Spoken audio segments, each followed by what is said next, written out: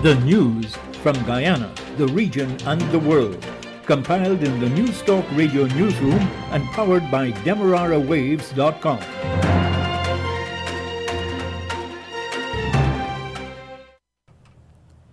A very good morning to you. With the news at this time, I am Deanna Jordan. The news comes to you with the compliments of Eureka Medical Laboratories. To begin the news, here's a look at the lead stories. Vice President Bart Jagdeo is denying that he takes bribes from Chinese companies through a middleman.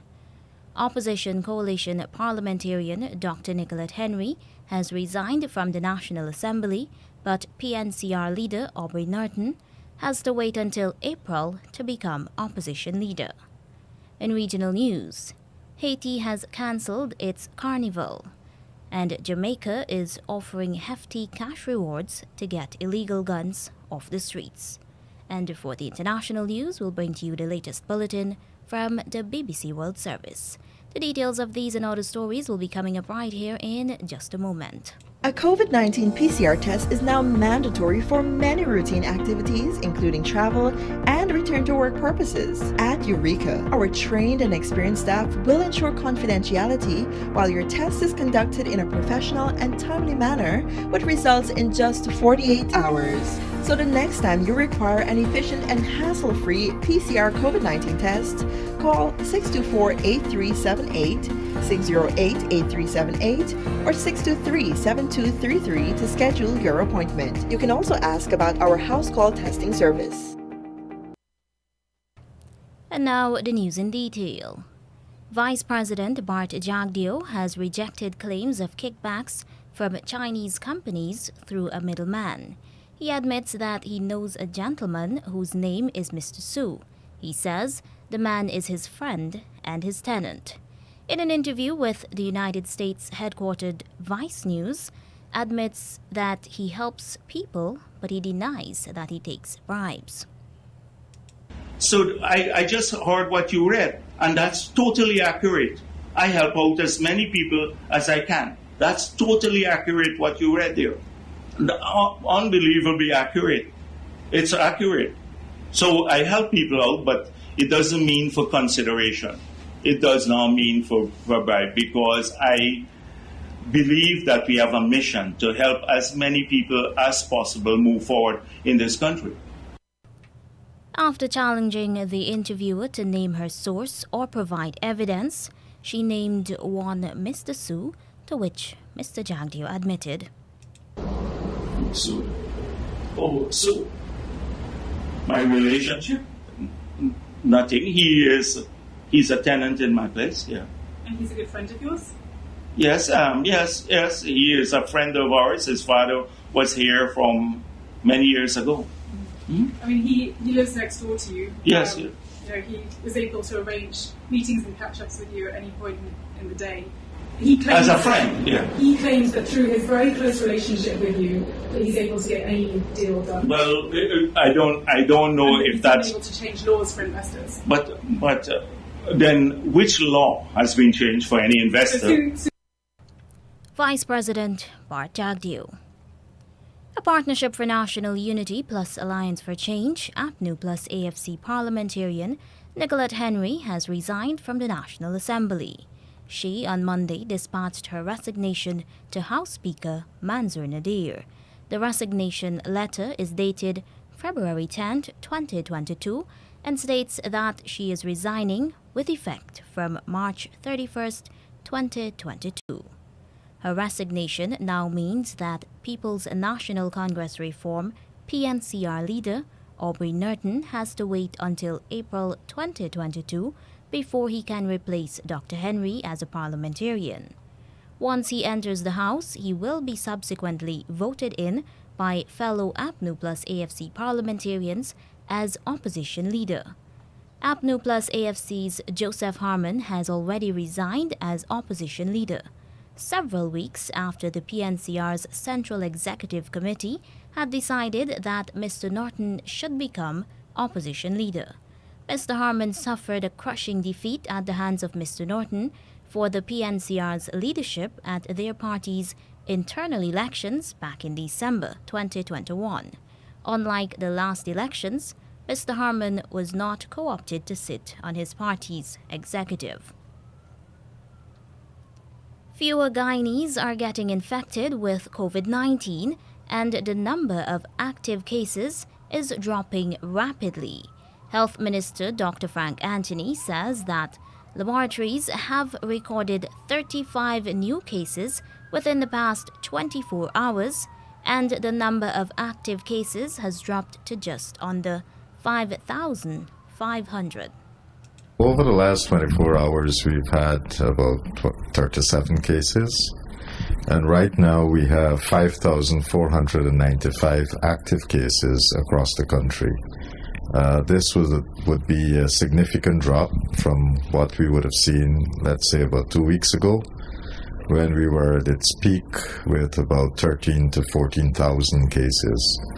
So we've seen a declining trend of new cases, and I guess by the end of the week, we will see this 5,495 drop further as less people are getting infected and more people are getting discharged.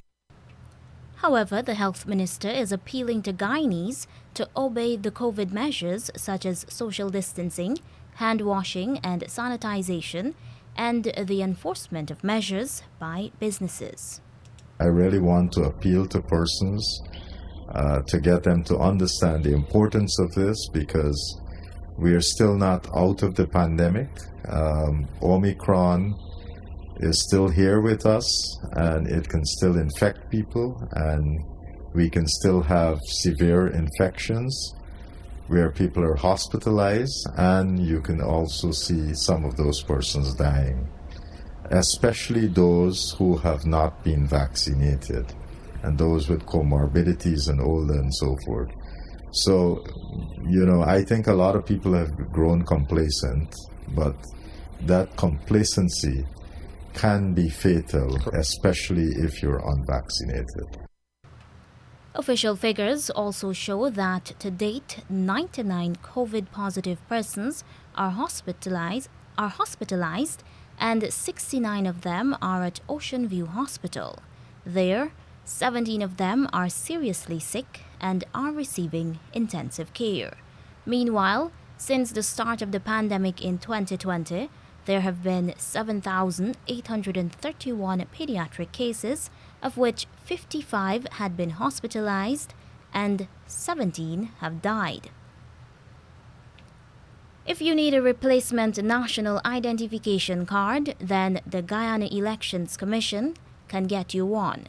Minister of Governance, Gail Teixeira, told the consideration of estimates for the 2022 national budget that more than $237 million have been allocated for the production of identification cards and other materials.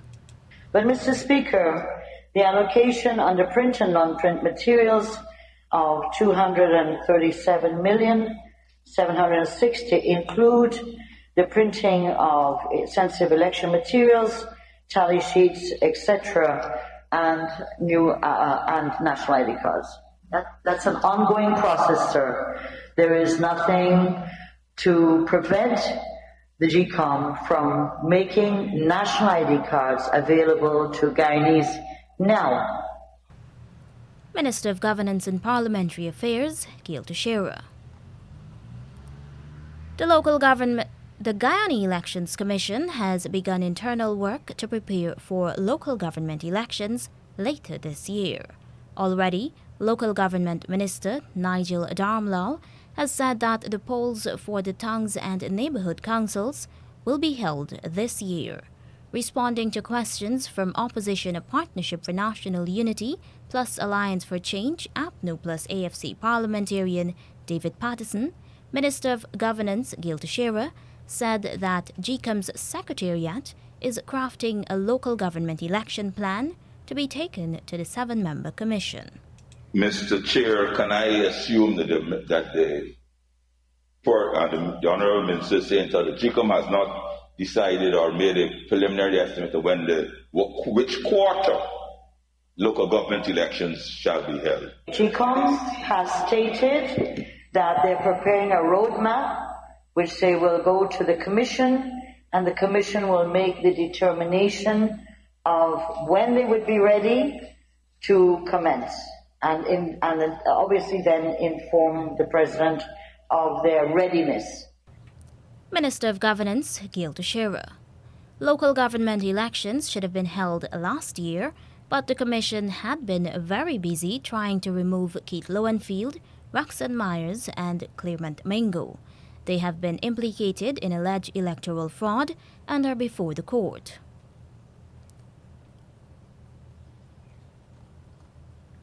A gold miner of Light Street, Georgetown, has been charged with almost 300 grams of marijuana for the possession of trafficking.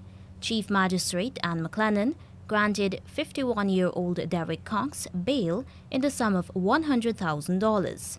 Mr. Cox, whose address is 105 Light Street, Georgetown, has to return to court on March 14th. The case has been transferred to the Camarang Magistrates Court. Police say that February 4, he was charged with the offense. Investigators had said that following a tip-off, they had gone to Cox's home at Imbamadai, where a search unearthed a quantity of seeds, leaves, and stems suspected to be cannabis sativa stashed in a 5-gallon bucket. Police say he was told of the offense committed, cautioned, and he admitted to the ownership of the narcotics. And now in regional news. The Haitian government has cancelled Carnival this year due to the ongoing coronavirus COVID-19 pandemic that has killed 804 people and infected 29,715 others over 2 years.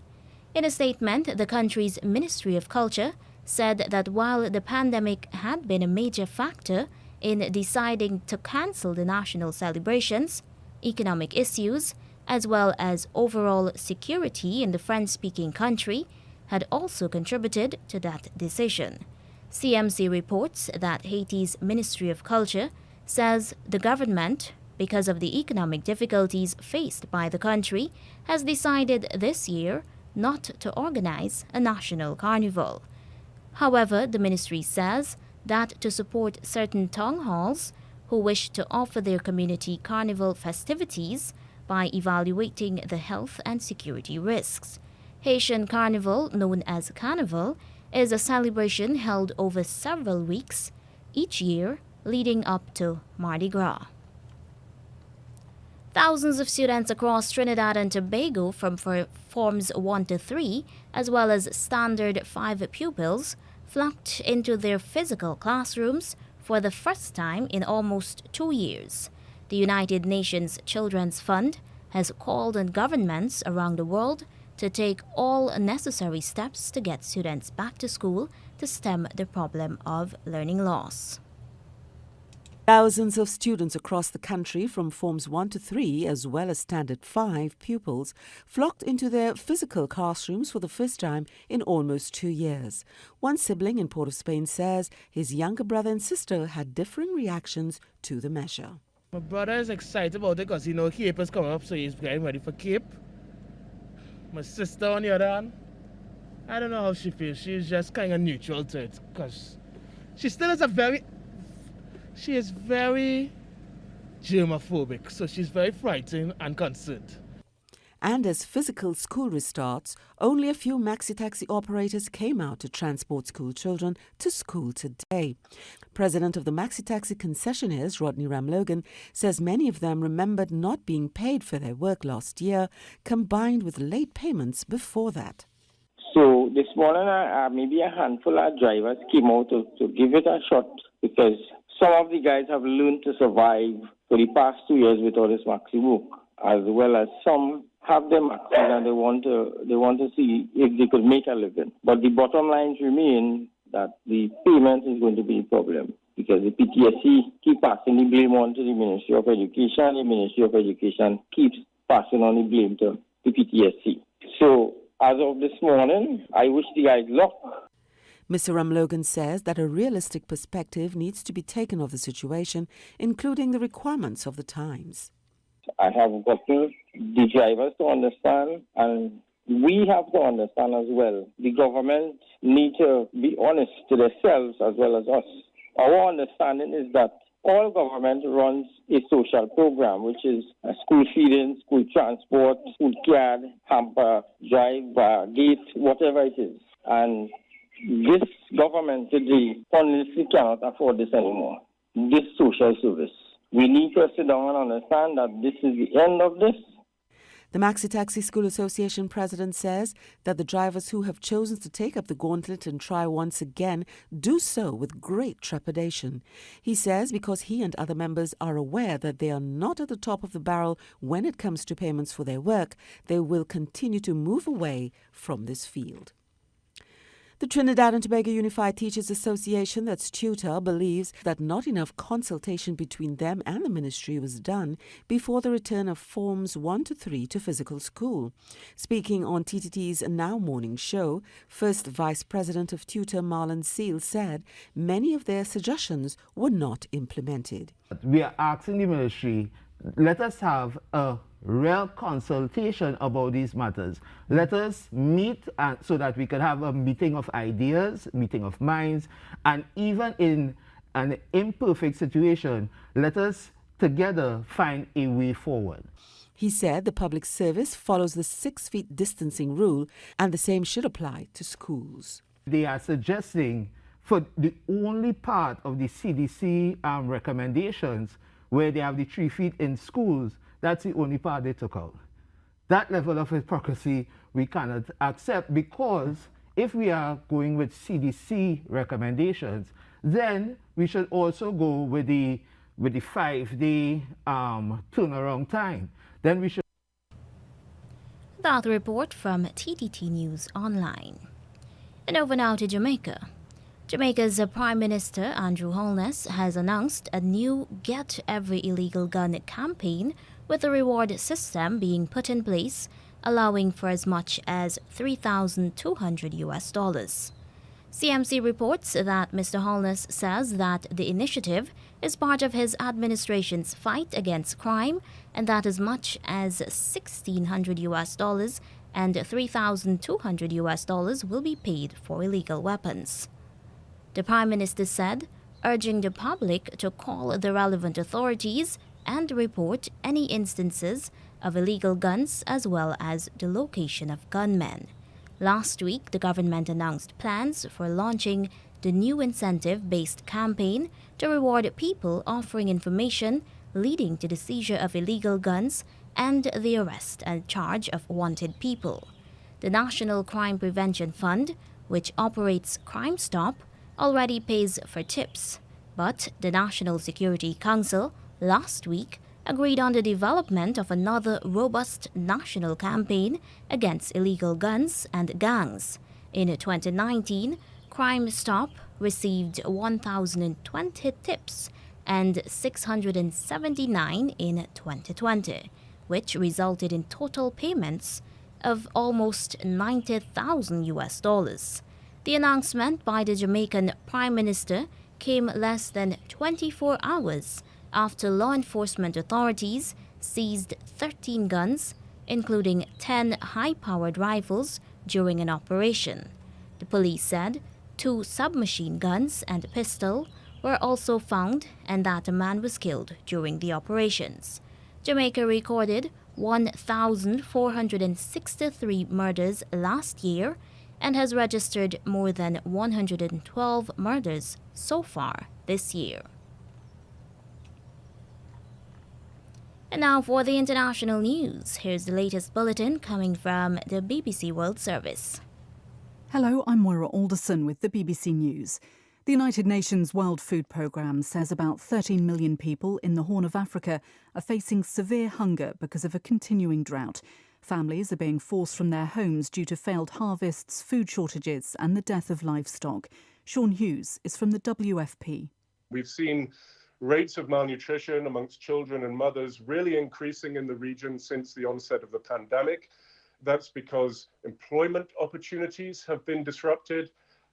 Remittances from urban areas and outside the region have been disrupted. Markets and supply chains have been disrupted. And the net effect is that prices of staple commodities within markets are becoming less and less affordable. The French president is visiting Ukraine today as the latest Western leader to underline his support to Kyiv. Emmanuel Macron's meeting with President Volodymyr Zelensky comes amid warnings that Russia is preparing an attack. James Waterhouse reports from the Ukrainian capital. Kyiv's diplomatic treadmill is showing no signs of slowing. Emmanuel Macron is the latest in a growing line of world leaders to visit Ukraine as this crisis has deepened. After his Moscow visit, the French president warned about the need for intensive discussions to find a solution. Vladimir Putin emphasised his red lines by telling reporters if Ukraine joined NATO and tried to reclaim annexed Crimea by force, it would start a major conflict. President Zelensky's government, though, has been expressing its own red lines, that there are no concessions on Ukraine's territory, no direct dialogue with the occupied territories by Russian-backed militants, and that only Ukrainians have a say on the future of their country. North Korea has denied reports that state-backed hackers carried out a lucrative series of attacks on cyber networks and cryptocurrency exchanges last year, calling the allegations a creation by the United States. This week, a UN report said that Pyongyang appeared to be using stolen cryptocurrency to fund its illicit weapons programs. Eileen Gu has won the gold medal for China in the inaugural freestyle skiing big air competition at the Beijing Winter Olympics with a stunning jump. In her final attempt, the 18-year-old managed 4.5 rotations in the air before grabbing the outside of her ski and landing backwards. After the jump, she revealed she'd never tried the move before and had decided at the very last minute to give it a go. I thought that it was an opportunity to represent myself and this message that I've always had of breaking your own boundaries. So no matter if I landed it or not, it was, I feel like, a testament to my character, and that is something that I wanted to show the world. American-born Eileen Gu chose to represent China, the homeland of her mother, and has said she wants to build a bridge between the United States and China. This is Moira Alderson with the latest world news from the BBC. A group of students at a college in the southern Indian state of Karnataka have held a protest against female Muslims attending classes wearing the hijab. They shouted Hindu religious slogans outside the campus in the district of Udupi. The controversy began weeks ago when a few colleges banned Islamic headscarves inside classrooms, saying it was against uniform rules. The government of the island nation of Mauritius is sending a boat to the disputed Chagos archipelago in the Indian Ocean. The islands are administered by Britain, which has refused to recognise a 2019 ruling by the International Court of Justice that it should relinquish control. Andrew Harding reports. Britain says Mauritius can have Chagos back when it's no longer needed for security purposes. One of the islands, Diego Garcia, is home to an important American military base. But with world opinion at the UN and elsewhere now shifting firmly behind Mauritius, Britain is under growing pressure to hand the Chagos Islands over now. The Foreign Office has been informed about the boat trip. The Mauritian authorities are clearly hoping not just to map the contours of the Chagos Islands, but to rally global support for what many, in Africa in particular, see as a long overdue process of decolonisation. The Australian Prime Minister Scott Morrison has made a formal apology in Parliament to Brittany Higgins, a former staffer who alleges she was raped in Parliament House in 2019. Her allegations and her complaints about her treatment afterwards sparked an independent review into the workplace culture. Environmentalists say the koala should now be classified as a vulnerable species in 2 Australian states. The Australian Conservation Foundation said government-backed land clearing for mines and residential housing had severely affected koala habitats in Queensland and New South Wales. The report didn't measure the impact of land clearing for agriculture and timber, as government approval is not required. BBC News. The news came to you with the compliments of Eureka Medical Laboratories. Don't let the fear of contracting the coronavirus disease deter you from seeking the medical care you need. At Eureka Labs, we ensure the safety of our clients and staff with our rigid sanitization routine. This involves the use of ultraviolet lights to effectively rid the air and all surfaces of viruses and bacteria that may be present throughout the lab daily. The light works to rapidly inactivate microorganisms through a physical process that is invisible to human eye. So the next time you need a checkup, don't hesitate to give us a call on 225-7574 to schedule your appointment. And now to end the news, here is a recap of the leads. Vice President Bart Jagdeo is denying that he takes bribes from Chinese companies through a middleman. Opposition coalition parliamentarian Dr. Nicolette Henry has resigned from the National Assembly, but PNCR leader Aubrey Norton has to wait until April to become opposition leader. In regional news, Haiti has cancelled its Carnival. Jamaica is offering hefty cash rewards to get illegal guns off the streets. And that's the end of the news.